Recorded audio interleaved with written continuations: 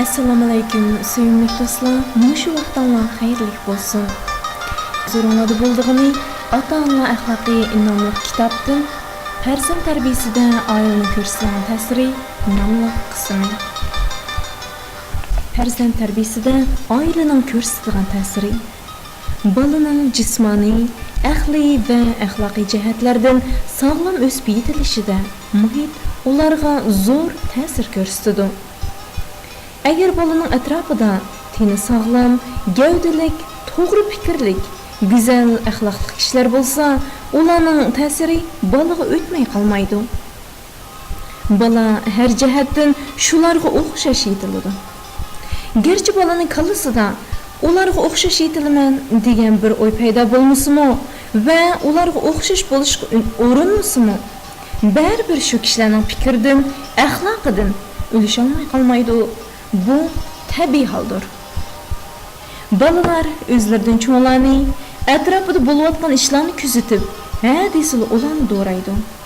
Masalan, yog'ochchining bolasi qo'liga kaki ilib, yog'ochni yunishqa, go'yo otasiga o'xshash ish qilib, tirishib tirmishidi.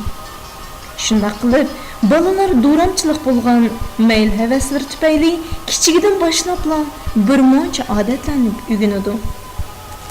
Yeyish, ichish, kiyinish, tarinish, yurish-turish, harakat, hatto uxlashda kerak bo'lgan intizom har bir inson uchun yoshligida qo'lga kirgizishga tegishli bo'lgan go'zal fazilatdir. Ota-ona, oila a'zolari o'zlarini qanday tutsa, bolalari shularni do'rab o'sadi. Yuqoriqilardan ota-ona, oila a'zolari o'zlarining bola chaqalari oldida qanday tutishlari kerakligini balkim tushunib yetgandir. Bola tarbiyasida ota-onalarning eng diqqat qiladigan va eng ahamiyat beradigan bir ish shuki, bolalarni kichigidan boshlab biror ishga o'rgatish, kichik chig'idilar ularga biror ish qilib berib, emgak ko'ndirishdir. Bolaning tili chiqib, minishga boshlagan chig'idan tartiblar ularga ish buyurishga bo'ladi. Uning buyurilgan ish ahamiyatsiz, hatto uni ish deyishga bo'lmasmi, uning foydasi cho'ngdir. Chunki bunday ishlar bolada emgak suyish, ishga berilish odatini yetildirdi. Dunyoda yashashning negizi ish emgakdir. Bolalar ishni o'z erki ixtiyorligi bilan ishlashni o'rgansin. Savallik xatoliklar uchun o'zlarini javobgar deb sezsin. Biror ish qilganda ishning natijasini o'ylab ishlashga, fikr yurgizishga, to'g'ri ishlashga, chidam g'ayrat bilan ishlashga ko'nsin. Aniqki, bu malak odatlar birdan hosil bo'lmaydi, balki asta-asta shakllanadi. Lekin buning o'lini noyat kichik chig'ida selish kerak. Bolalarda emgak malakasi yetilsa, cho'nglarning ko'rsatib turishini kutib turmay, o'zlari atlab ketaveradi. Dunyoda yashash har kimning o'z g'ayrati va ijtihotiga bog'liq ekanligini tushunadi. O'rgatish va o'rganishda diqqat qiladigan yana bir ish har bir ishni o'z vaqtida qilishdir.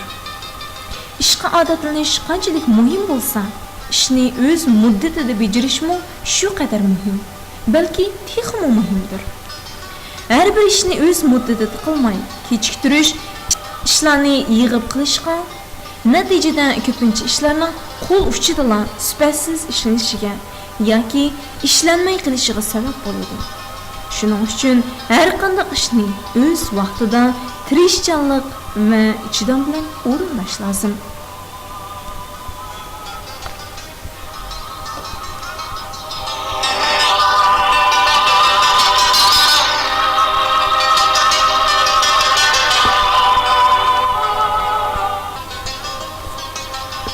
Bu asarni huzuringizga Janubiy Avstraliya Uyg'ur tili maktabi o'qituvchilari tayyorladi.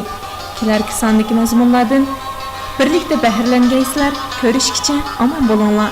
Xayr xo'sh.